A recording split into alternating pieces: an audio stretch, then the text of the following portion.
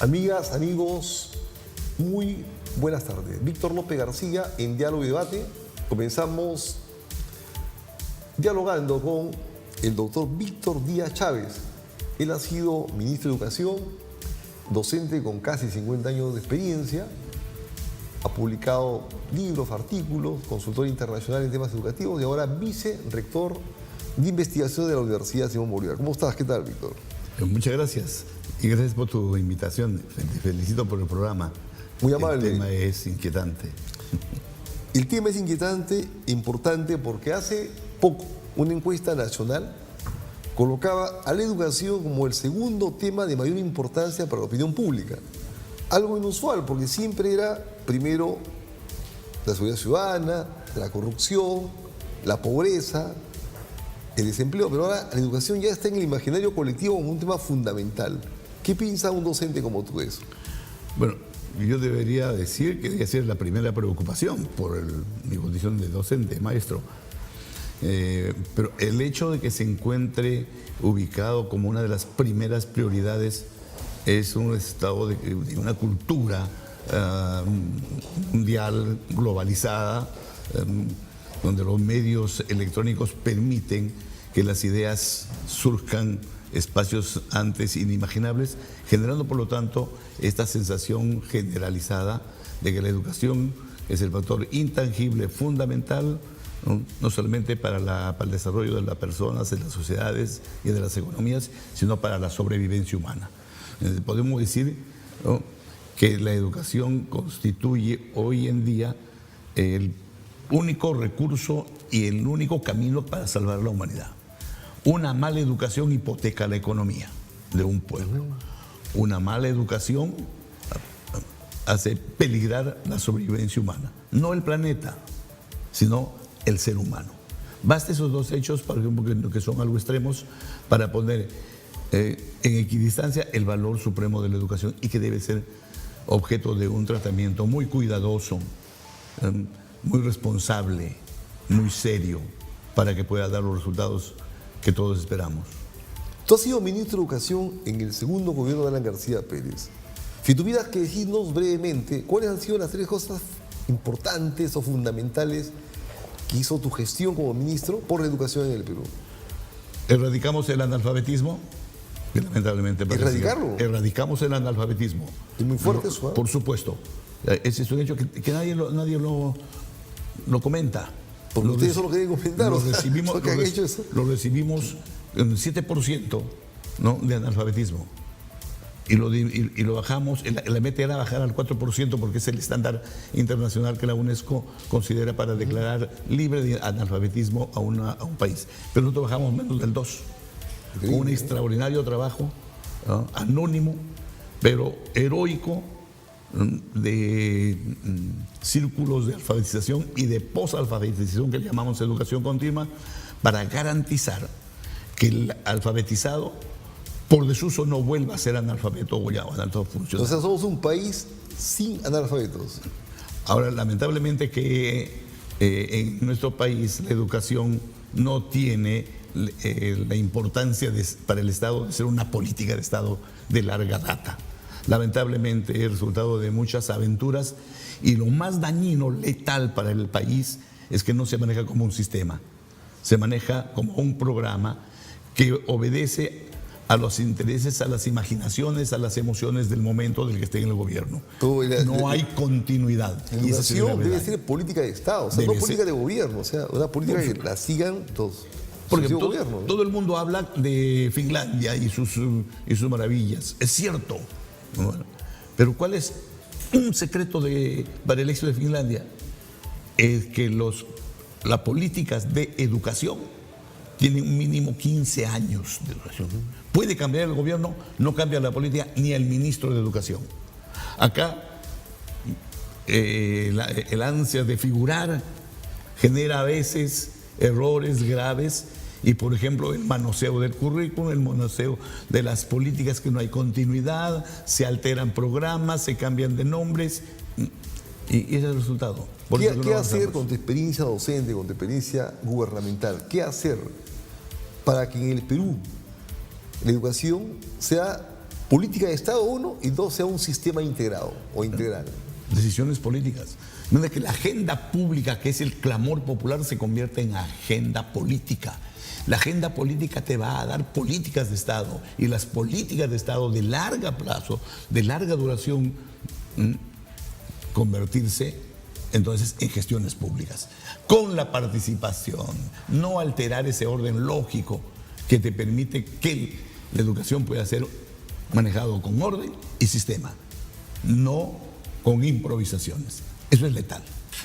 Nos hemos enterado hace, de repente, pocas horas, que una política bastante propulsada, promovida, de la medición por competencias en la secundaria no se va a realizar ya a partir de este año, como venía diciéndose.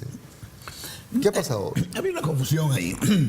Estábamos no se trataba centralmente, ¿no?, del tema referido a la evaluación de competencias. Es un tema muy complejo, demanda mucha base científica, teórica. ¿Ya? De lo que se estaba hablando era de la comunicación, de la información al padre de familia del resultado de la evaluación. Lo que pasa es que en el Perú, por alguna razón, somos el único país que su sistema de calificación era vigesimal. Somos el único país que... ¿sí? Vigesimal. O sea, estamos atrasados en eso.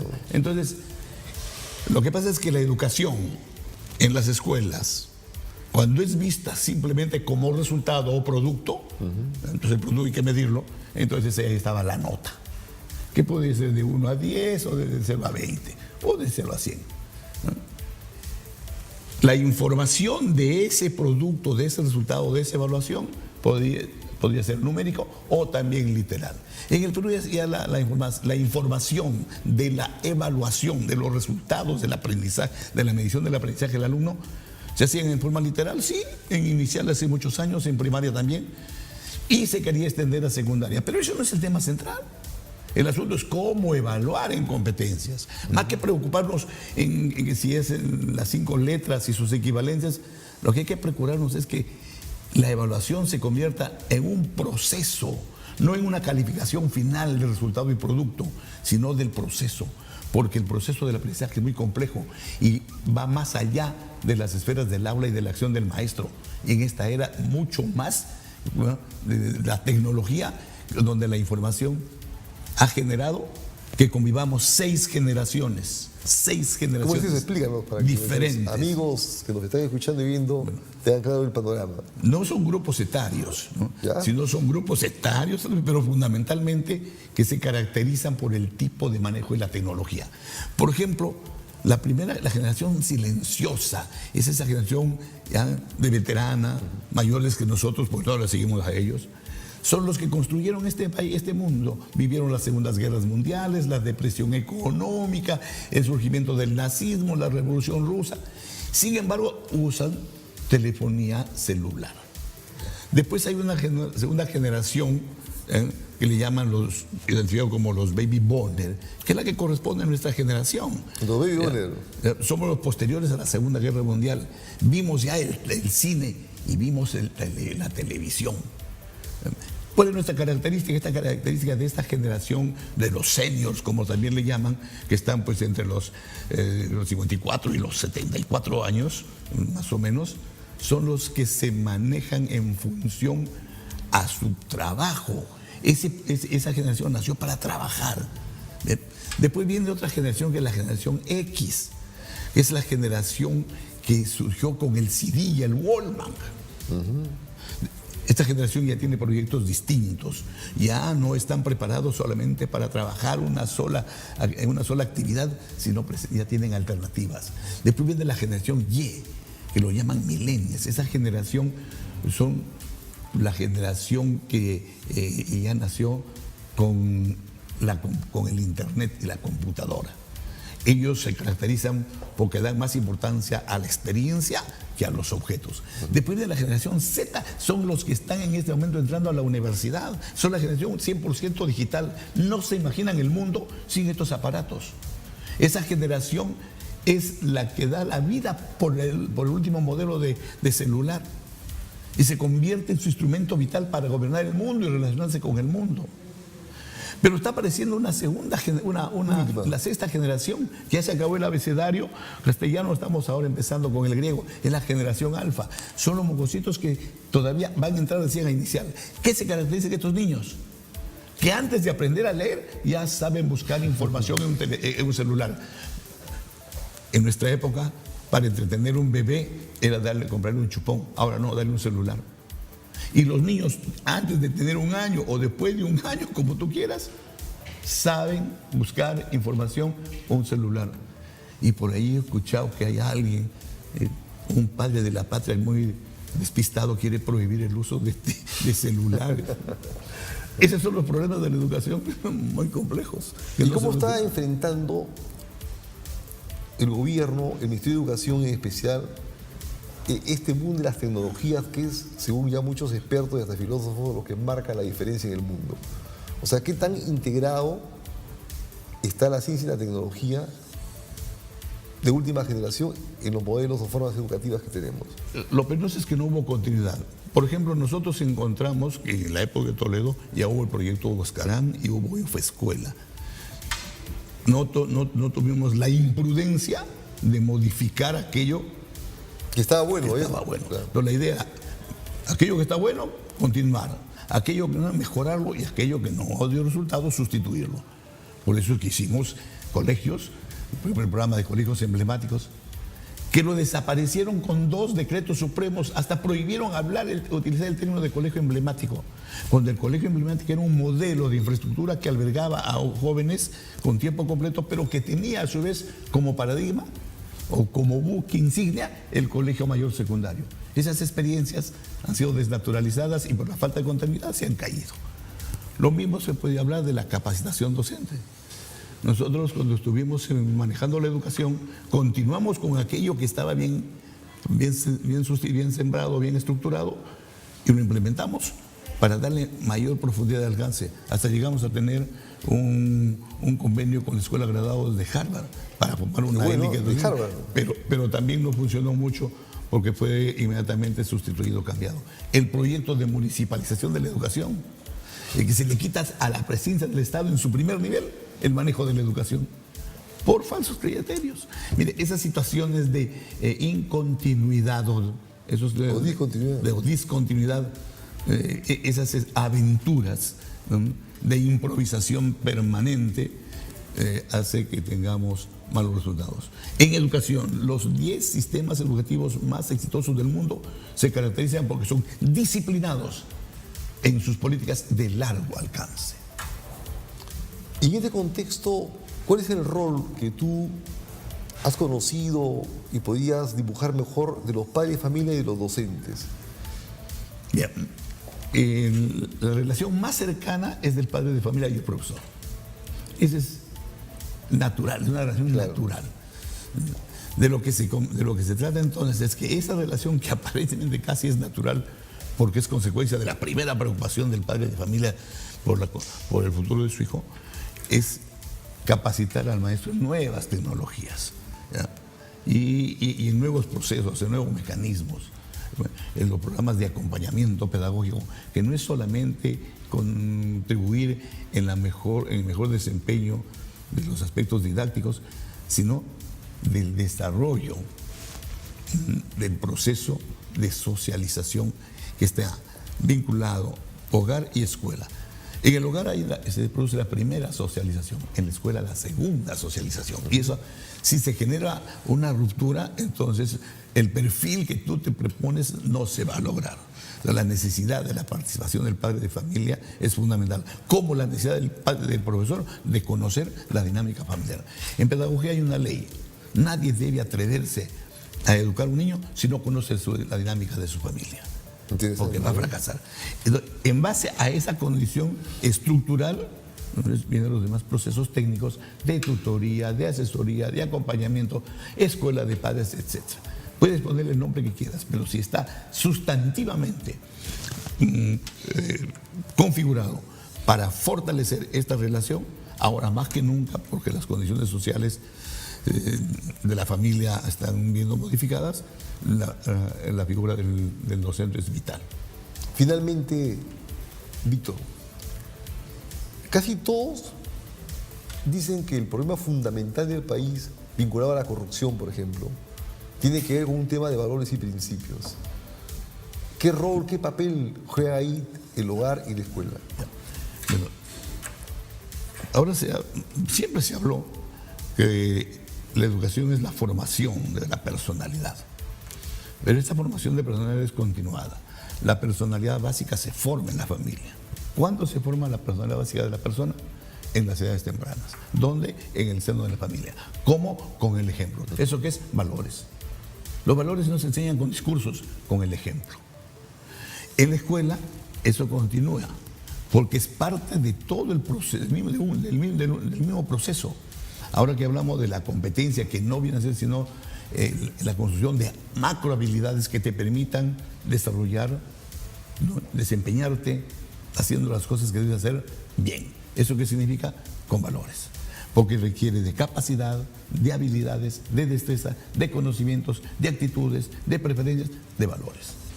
Y ese es todo un complejo que se desarrolla a través de procesos de aprendizaje donde intervienen muchos agentes. La familia, los padres, la escuela, los profesores, la comunidad. Y ahí debe haber una especie de concierto, ¿no?, de intereses para que podamos construir los escenarios que se definan como condiciones óptimas para el desarrollo y construcción de estos aprendizajes. Muy interesante lo que ha dicho Víctor Díaz Chávez, ex ministro de Educación. Muchas gracias por estar acá en Diálogo y Debate, en un canal inteligente UCI. Esperamos volver a tenerte lo más pronto posible para seguir hablando de un tema que es fundamental, la educación. Muchas gracias. No, te agradezco mucho, Víctor. Muy gentil. Regresamos en unos instantes en Diálogo y Debate.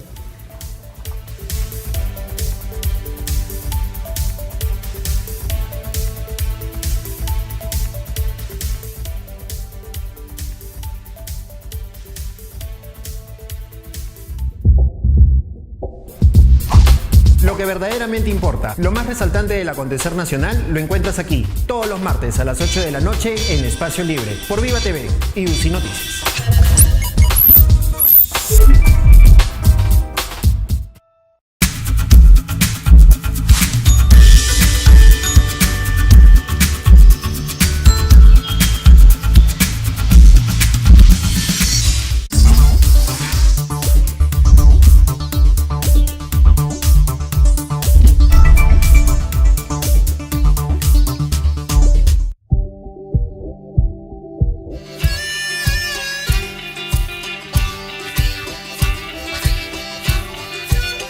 Enseñaremos cada lugar mágico de nuestro país. Todos los sábados a las 11 de la mañana, no te pierdas De Viaje. Por UCI y Viva TV. Tu canal.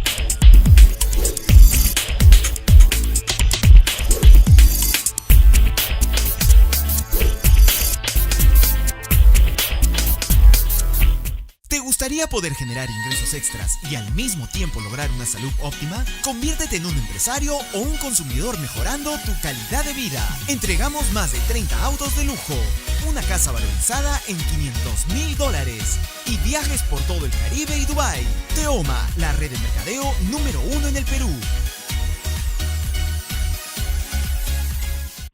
A lo largo del día pensamos siempre en cómo optimizar el tiempo, cómo hacer que nos alcance para todo.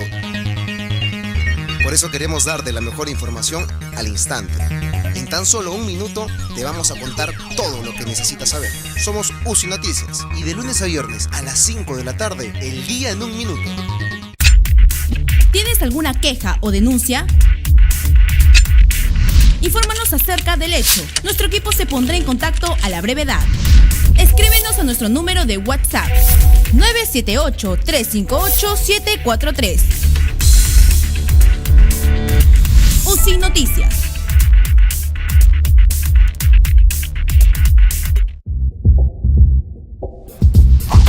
Lo que verdaderamente importa, lo más resaltante del acontecer nacional, lo encuentras aquí, todos los martes a las 8 de la noche en Espacio Libre. Por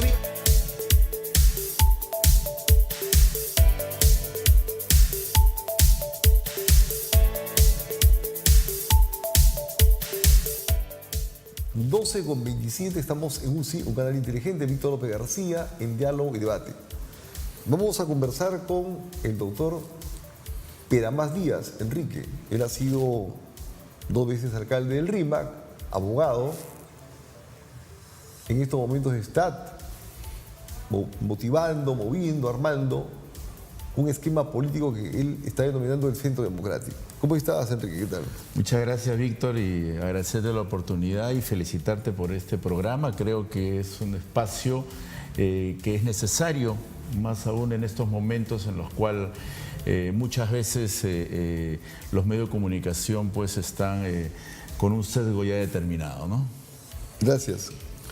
Tú te has convertido ya en un político de raza, ¿no? Ya has sido alcalde 2 veces y persistes en seguir haciendo política. ¿Qué te motiva para eso?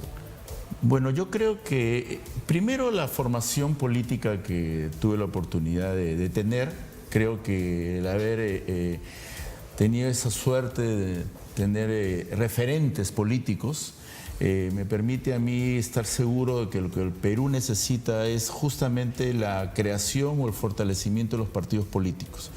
Por eso esta iniciativa y este interés de generar el Centro Democrático, porque tenemos que trabajar en el Perú mirando principalmente, no necesariamente las próximas elecciones, sino un sistema político que le dé oportunidad a diversas generaciones para que puedan aplicar su conocimiento, su experiencia.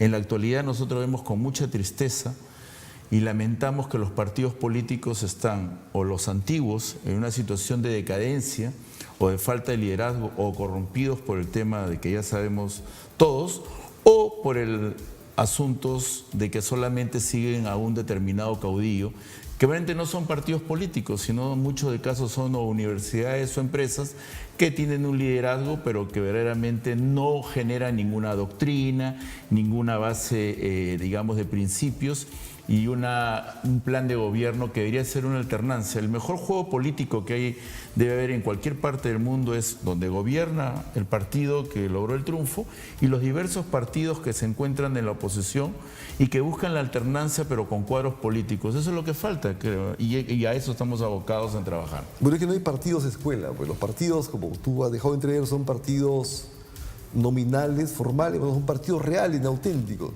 No, son partidos familiares, partidos amicales, partidos académicos. Hay que hacer partidos políticos de verdad.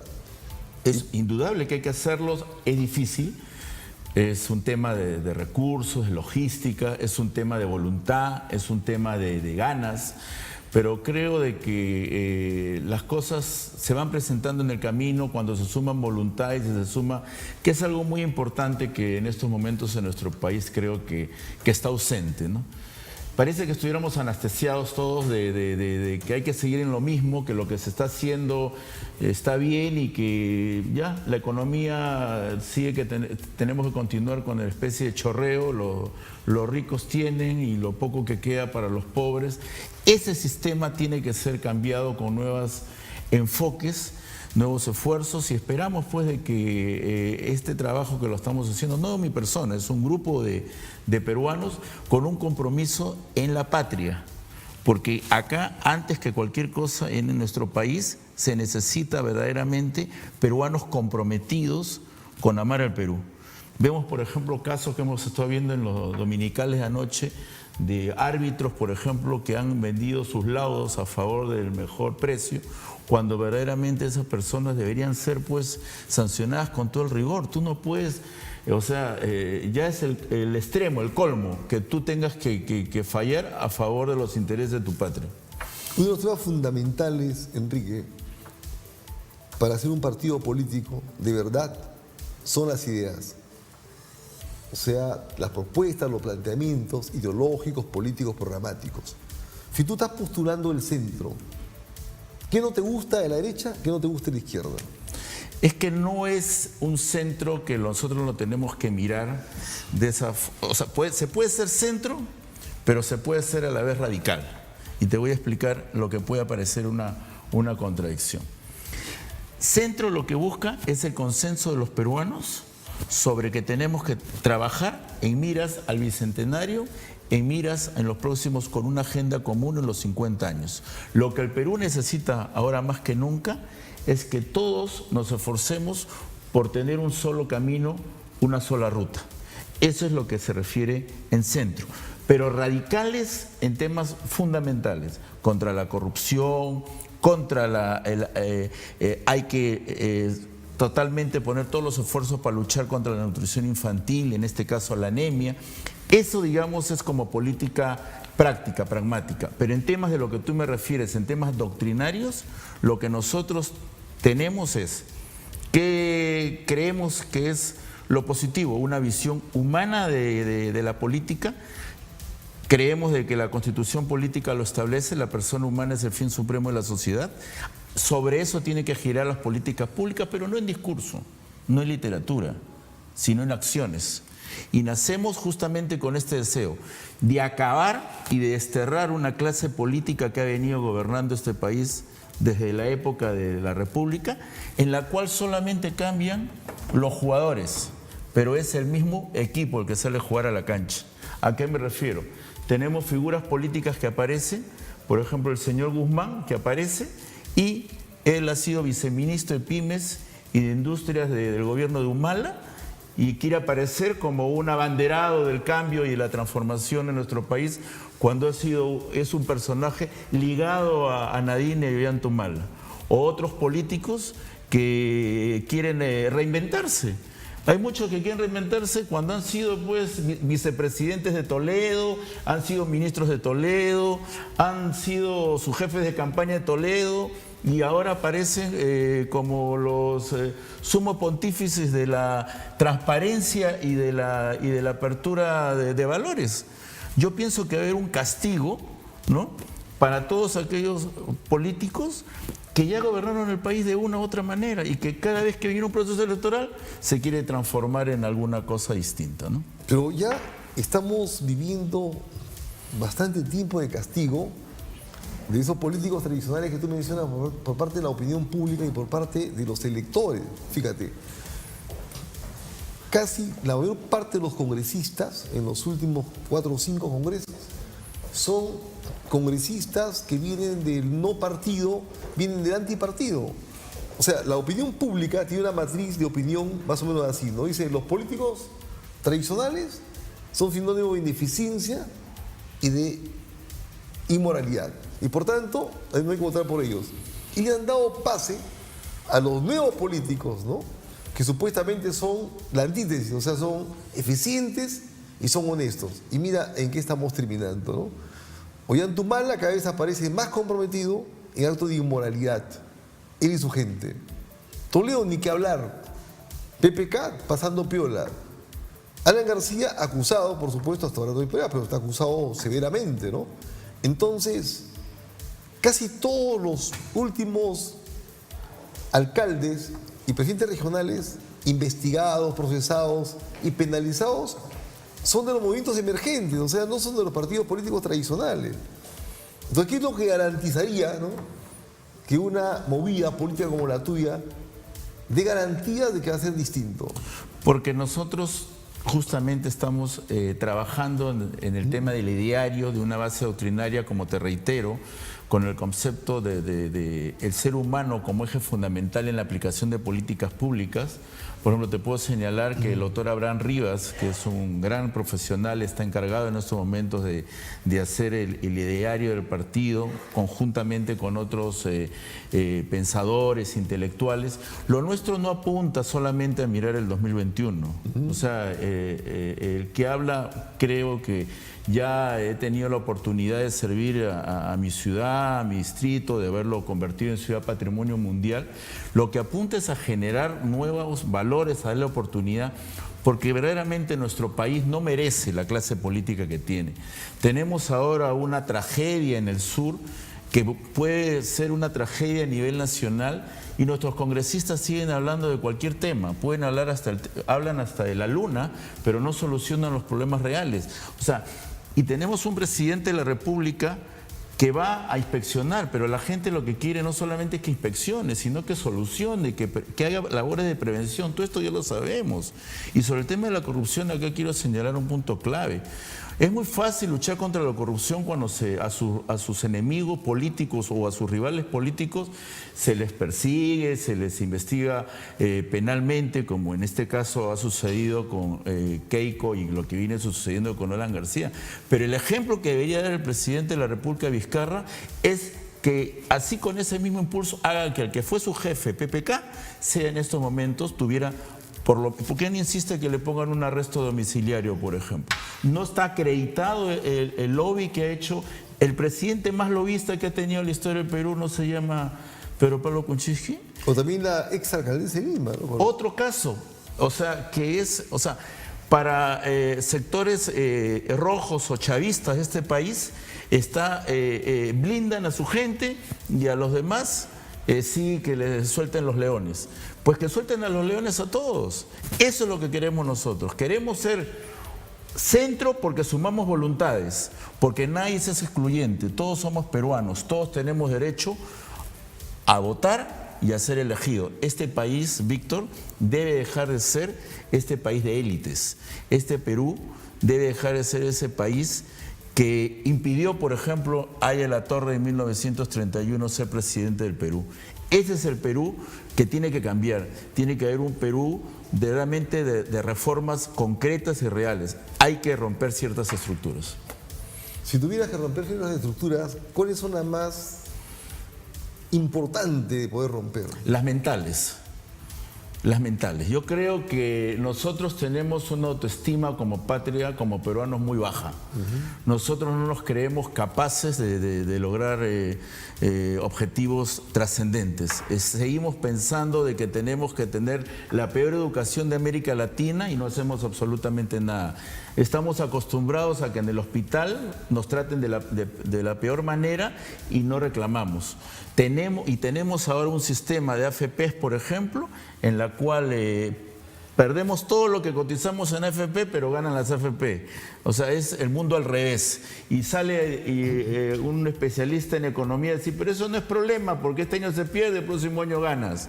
¿No? Y la periodista le dice, ay, qué bueno, entonces el próximo año sí voy a ganar, el mundo de la felicidad. Entonces, eso tiene que cambiar. Y para que eso cambie, tiene que haber, como te digo, peruanos de buena voluntad. Sean peruanos de derecha, peruanos de izquierda. Lo que queremos es que se junten esos peruanos de derecha y peruanos de izquierda para un solo camino que es el Perú. El tema de las AFP que tú has tocado es un tema emblemático de lo que se debe hacer y no se hace, porque ese es un tema que está fundamentalmente en el Congreso. ¿Cómo es posible, fíjate, tú lo has tocado y esto es importante reiterar, cómo es posible que las AFP como empresas ganan dinero y los afiliados a las AFP perdemos dinero? Eso es algo inconcebible que no pasa en ningún lugar del mundo. O sea, ellos ganan de todas maneras al margen de los resultados de la inversión que hagan con tu plata. ¿Por qué? Porque están protegidos, porque están blindados. Y eso el Congreso ha debido hace tiempo desmontarlo. Como en Chile, donde nació las AFP. En Chile el esquema es diferente. En el mundo es diferente el esquema. O sea, tú capitalista inviertes. Si pierdes, pierdes tú. Si ganas, ganas tú con tu gente. En este caso no, pues. Las AFP van a ganar plata toda la vida Y nosotros los afilados vamos a perder siempre. Claro, es lo ancho para algunos y lo angosto para la gran mayoría de peruanos, ¿no? Eso Así es. siempre lo he señalado y es lamentable que nuestro país, para ser el mismo Chile que es, digamos, donde se queda el tema AFP, está seriamente, ya están revisándolo, lo están cuestionando, pero es que en este país, lamentablemente, siempre nosotros los peruanos no hemos sabido reflexionar y, como dije al principio, lo primero que tenemos que romper es digo, algo traumático que tiene nuestra patria de no entender que podemos transformar y cambiar el Perú. No es posible que hayamos tenido un presidente de la República que se llevó el dinero a comprar armas en plena guerra con Chile y que después eligiéramos a su hijo presidente. No es posible que hayamos tenido un presidente como Fujimori y que después las altas votaciones que haya sacado su hija.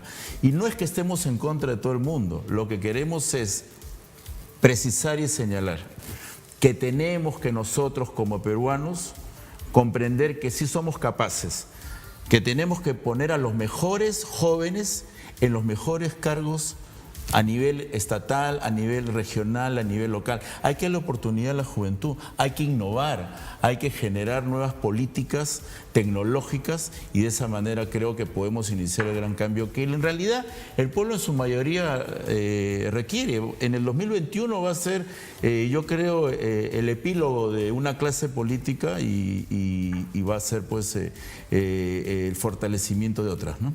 Finalmente, Enrique, ¿eres optimista o eres pesimista respecto al futuro del país? Yo optimista, porque creo de que todo lo que viene sucediendo refleja algún refrán que uno siempre ha escuchado, ¿no? Cuanto más oscura está la noche es porque pronto será el amanecer.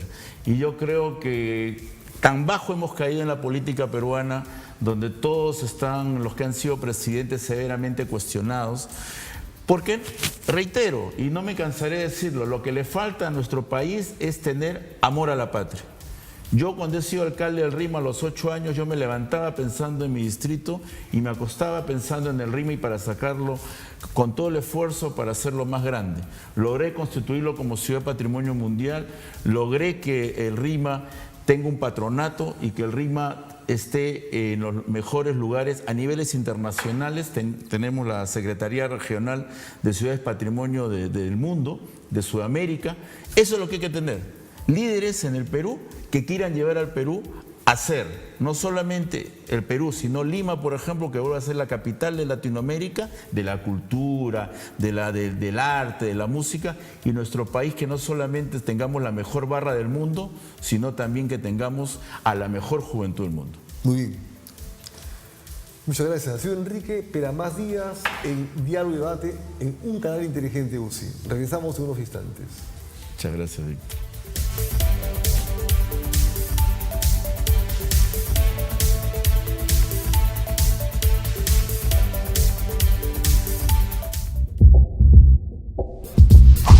Lo que verdaderamente importa, lo más resaltante del acontecer nacional, lo encuentras aquí, todos los martes a las 8 de la noche en Espacio Libre, por Viva TV y UCI Noticias.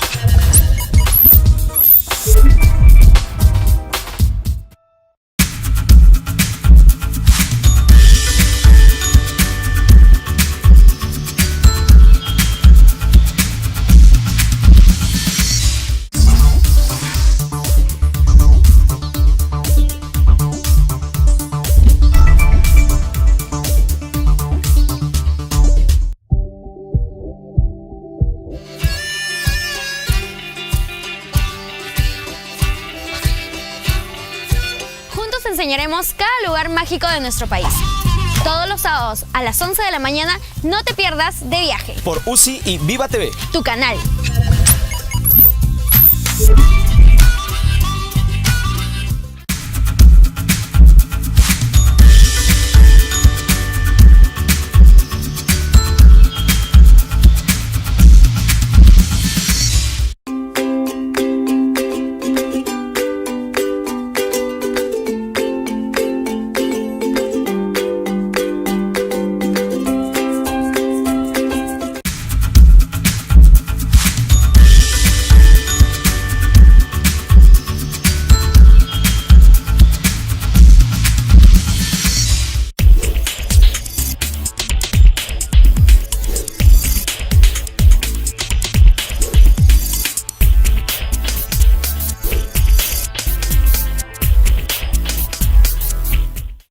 gustaría poder generar ingresos extras y al mismo tiempo lograr una salud óptima? Conviértete en un empresario o un consumidor mejorando tu calidad de vida. Entregamos más de 30 autos de lujo, una casa valorizada en $500,000 y viajes por todo el Caribe y Dubái.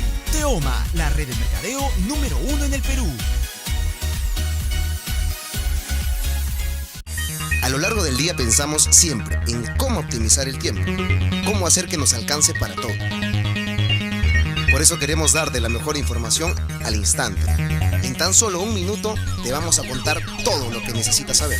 Somos UCI Noticias y de lunes a viernes a las 5 de la tarde, el día en un minuto. ¿Tienes alguna queja o denuncia? Infórmanos acerca del hecho. Nuestro equipo se pondrá en contacto a la brevedad. Escríbenos a nuestro número de WhatsApp 978-358-743. UCI Noticias.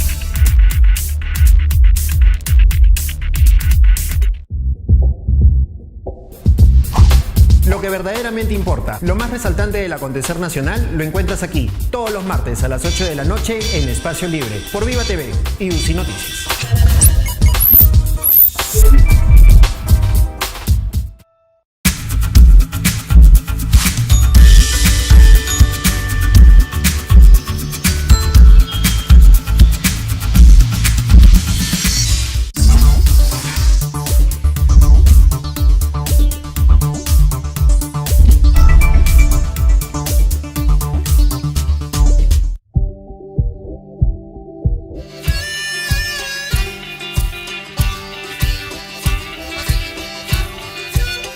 Enseñaremos cada lugar mágico de nuestro país.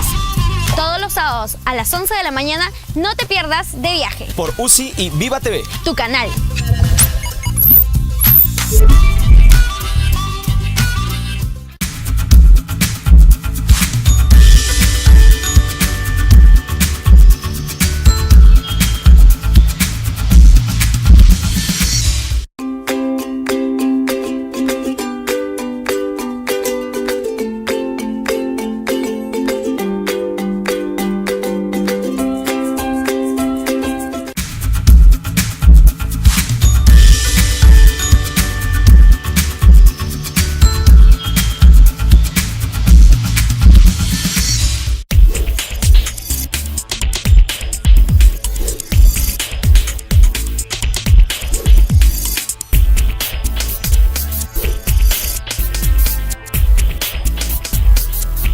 ¿Te gustaría poder generar ingresos extras y al mismo tiempo lograr una salud óptima? Conviértete en un empresario o un consumidor mejorando tu calidad de vida. Entregamos más de 30 autos de lujo, una casa valorizada en $500,000 y viajes por todo el Caribe y Dubái. Teoma, la red de mercadeo número 1 en el Perú.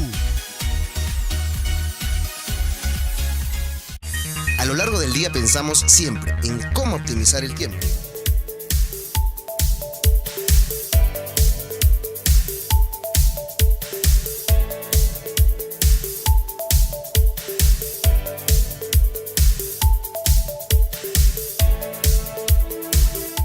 Amigas, amigos, seguimos en Mes Debate. Víctor López García. Vamos a conversar con Carlos Anderson. Él es economista, con mucha experiencia en todo lo que es planeamiento estratégico y también asesoramiento empresarial, tanto que ha sido presidente del CEPLAN, el Centro de Planeamiento Estratégico. Y ahora, por supuesto, es presidente del Instituto del Futuro. ¿Cómo estás, Carlos? ¿Qué tal? Bien, contento de estar aquí en el presente. Gracias. ¿Qué te dice el presente, que es la base a partir de la cual proyectar el futuro respecto, por ejemplo, ¿no?, al futuro del Perú en los próximos 10 o 15 años? Te pregunto esto porque estamos a víspera del bicentenario, claro, a 2 años, ¿verdad?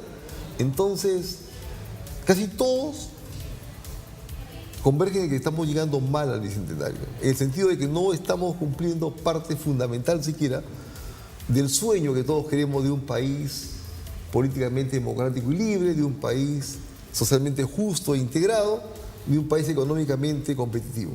¿Cuál es tu visión para los próximos años del Perú? Bueno, mira, para comenzar, es importante entender el presente, por supuesto, pero no para proyectar, porque el futuro no es proyectable. Hay que aceptar eso, ¿no?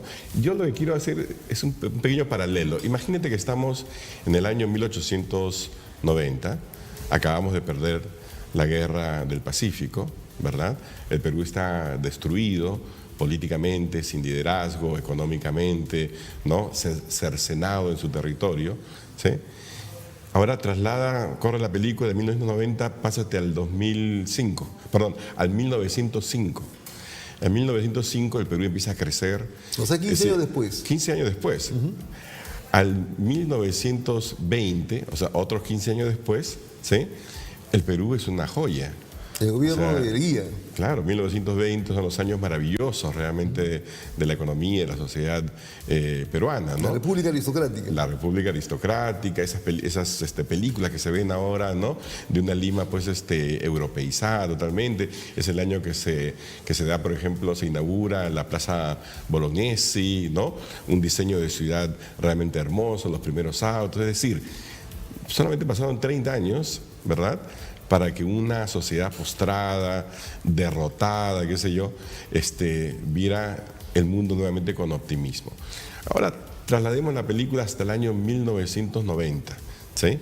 Y el año 1990 estamos en plena crisis. El Perú, según en ese momento, es una organización que se llama RAND Corporation, que es un think tank, un centro de investigación muy importante, consideraba que el Perú era un país que estaba a punto de ser un estado fallido. Teníamos hiperinflación, teníamos acendero luminoso en las puertas de Lima, ¿no? Destruyendo el resto del país, ¿sí? Ahora, llévalo al 90, ¿no es cierto? Llevémoslo al 2005. ¿Cómo recibimos el 2005 la economía peruana? Bollante, justo al inicio del superciclo de los metales, ¿verdad? Una economía, digamos, con ciertos bolsones de modernización. Final de Toledo y comienzo de Alan García. Claro, ¿no? Una sociedad peruana, jóvenes que empiezan a mirar las cosas de manera diferente. Lo que te estoy diciendo con todo esto es que a veces uno cree que la situación del presente, ¿no?, es proyectable. Entonces, claro, si uno hace una proyección del estado de cosas, de la pobreza de la política peruana, dices, bueno, pues entonces vamos a terminar como salvajes en 15 años, ¿no? El mátese quien pueda, no salve, sino mátese quien pueda, ¿no? Y no, yo creo sinceramente que, como lo dijo también Quique Peramás hace un momento, ¿no?, cuando la noche es más oscura es que se acerca la luz. La verdad es que estamos en una noche muy oscura. Sí, creo que todo el tema del abajato, todas estas revelaciones que, mira, ni siquiera han surgido aquí en el Perú, sino que han venido de fuera, ¿no? Porque si no, nunca hubieran surgido, nos demuestran que la clase política, que el sistema judicial, el sistema fiscal y todo lo demás estaba realmente podrido, que el mal olor que sentíamos no era una casualidad, ¿no? Que había mal olor porque justamente está podrido, pues, ¿no? Y bueno, pues qué bien, ahora los ciudadanos todos lo sabemos. Pero el mundo de la política también ha cambiado y la política ya no se estructura a través de los partidos políticos. Hoy en día las redes sociales tienen un papel muy importante. Y los medios de comunicación en general, ¿no? Los medios de comunicación, medios como ¿no? Que se dirige a un público mayor, sin costo alguno, por internet, y que está dispuesto a tratar temas diferentes, ¿no? Yo creo que eso hace que justamente se formen corrientes de opinión alterna, que después cuando se trasladan al mundo, salen del mundo, digamos, digital, al mundo real, tienen un impacto, ¿no? Muchas de las cosas que hemos visto, de alguna forma, si tú quieres, hasta la caída del fujimorismo, de ese podio imperial en el que estaba, se debe mucho a lo que ha sucedido en las redes, a esa capacidad que han tenido las redes de convertirse en un canal para la expresión de la molestia ciudadana, ¿no? En un futuro inmediato, es el tema de debate, en cierto modo, con los desastres naturales del sur en este momento. ¿Por qué? ¿Cómo, perdón? El tema del futuro inmediato, sí, ¿no?, está en debate, en cierto modo, con el tema de los desastres naturales del sur, ¿no? ¿Por qué? Porque se dice que eran fenómenos previsibles, que el Estado fue muy ineficiente en tomar las medidas adecuadas y oportunas ¿Esto cómo se maneja en términos de tu Instituto del Futuro? Bueno, mira, nosotros recién estamos comenzando, no tenemos los recursos, ¿verdad? Si tuviéramos los recursos sería otra cosa, pero el Estado tiene los recursos. Claro. Tiene entidades que supuestamente están allí para hacer, le llaman Early Warning Systems, sistemas de alerta temprana, en todo tipo de cosas. O sea, los desastres naturales de cada año son de cada año. El niño son recurrentes, ¿no? Son recurrentes, entonces realmente es un crimen que vuelva a suceder. El friaje del sur va a suceder este año de todas maneras. Entonces, lo increíble es que nosotros no le prestemos la atención solamente cuando vemos las consecuencias de eso. Eso ya es criminal, creo yo, ¿no? Es muy fuerte lo que dices, ¿eh? Pero es que es criminal. O sea, estamos viendo personas que familias enteras, carambas, que ven afectada su vida porque el Estado tuvo una tremenda inacción. O sea, hay gente a la que se le paga en el Estado peruano para prever estas cosas, para impulsar el cambio. Evidentemente que partimos de una situación también en la que hay muchas cosas que han estado históricamente mal hechas. Es cierto que hay gente que no debería estar viviendo donde vive, claro, ¿verdad? Pero si el Estado, por ejemplo, es capaz de invertir 5.600 millones de dólares en una locomotora o una, no sé, una cafetera como la que tenemos allí en Talara, ¿verdad? 5.600 millones de dólares más que suficiente para trasladar a todas las poblaciones en el Perú que están en zonas, digamos, así de peligro ante eventualidades climáticas, ¿no? Dime, ¿eso por qué no lo hacen? Eso es un tema de decisión, es un tema de falta de liderazgo, ¿no? Entonces, yo creo que si bien es cierto que el presidente Vizcarra ha sabido leer la queja ciudadana en cuanto a la corrupción, creo que le está faltando olfato para entender que se empieza a generar también un desgaste y un hastío de parte de la sociedad ante lo recurrente que significa que todos los años tengamos estas desgracias y que nada cambie. Que nada cambie cuando somos un país supuestamente de ingresos medianos altos, ¿no? De gran estabilidad macroeconómica y un montón de cosas que le vendemos allá a la gente afuera, que les decimos vengan a invertir, ¿verdad? Pero tenemos que solucionar cosas muy básicas aquí en el país. Pero un tema central, ¿no te parece, Carlos? Es el tema de la visión, ¿no es cierto? O sea, claro, antes de la decisión es la visión. O sea, ¿cuál es la percepción, la mirada que tienen los políticos y los gobernantes respecto a la realidad, ¿no? Lo que tú has señalado como ejemplo, la mala ubicación, por ejemplo, de la gente, ¿no? O no la ven o no la quieren ver, ¿no? No, lo que pasa es que no les interesa, porque la verdad es que también el castigo político ha sido muy poco, ¿verdad? Los políticos creo que reaccionan un poco así, con el garrote, ¿verdad? Y van siempre detrás de la zanahoria. Pero entonces aquí hay zanahorias, es decir, incentivos perversos para que ellos se comporten de una determinada forma, y no hay ningún incentivo para que empiecen a hacer las cosas para las que están llamados a hacer, que es velar por el bienestar de los ciudadanos. ¿No? No hay ninguna recompensa. Bueno, y ahora incluso se les ha quitado, porque incluso cuando uno ve, dice, bueno, aquí hay un buen alcalde, aquí hay un buen congresista, y no tienen capacidad, por ejemplo, de reelegirse, ¿no? Eso a mí me ha parecido siempre un error, ¿no? Porque los ciudadanos deben tener la capacidad de decidir por sí mismos si quieren reelegir a alguien. No es que se reeligen, una cosa bien extraña hasta el lenguaje, ¿no? Uno se reelige. ¿Tú te puedes reelegir? No, alguien tiene que votar por ti, claro, ¿no? Entonces, si tú no lo haces bien, no te van a reelegir, evidentemente, ¿no?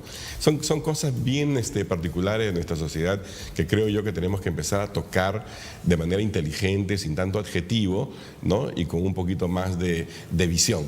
Lo que tú estás diciendo, fíjate, Carlos, es un tema ya de diseño institucional. Por ejemplo, anoche escuché a Chepuk, igual que tú, criticaba al presidente diciendo de que dos cosas a él no le gustaban, entre otras, ¿no? Uno, haber apoyado militantemente la no reelección de los congresistas. Pues finalmente es la población la que tiene que decir sí, totalmente. Si no, es un grave error, en mi opinión. Sí. Entonces, creo que está mal diseñado el Estado, las instituciones. ¿Cuál es tu planteamiento como Instituto del Futuro, por ejemplo? Bueno, mira, en realidad, no, más que el planteamiento nuestro, ¿no? Como te digo, nosotros estamos recién en Pinino, estamos tomando las cosas en la medida que lo podemos hacer, ¿verdad? Pero, por ejemplo, la OCDE la Organización para la Cooperación y el Desarrollo Económico, ya ha hecho un estudio sobre gobernanza, se llama. Es decir, durante 2 años el Perú ha tenido un proceso que le llamaban programa País. Este programa País básicamente ha sido simplemente que los técnicos de la OECD, de la OCDE, vinieron aquí y hicieron una especie de gran levantamiento de la situación del país para entender qué es lo que nos aleja de la forma como se manejan las cosas en los países desarrollados, ¿no? Y en términos de gobernanza es evidente que nosotros tenemos aquí una serie de locuras, ¿no? Tenemos, por ejemplo, 1800 no sé cuántos distritos, donde cada alcalde distrital es dueño de su distrito y se acabó, ¿verdad? Lima mismo tiene más de 40. Sí, ¿no? Y tú te pones a pensar que en Francia, en toda Francia solamente hay poco más de 300 distritos y en estos momentos hay un proceso justamente de fusión de distritos, porque lo que tú necesitas es poder coordinar esas cosas, ¿no? Así como eso es parte de ese diagnóstico, ¿no? Mejor dicho, los diagnósticos existen y de muy buena fuente y de muy buen nivel. Lo que pasa es que nadie actúa sobre eso, o se actúa muy poco.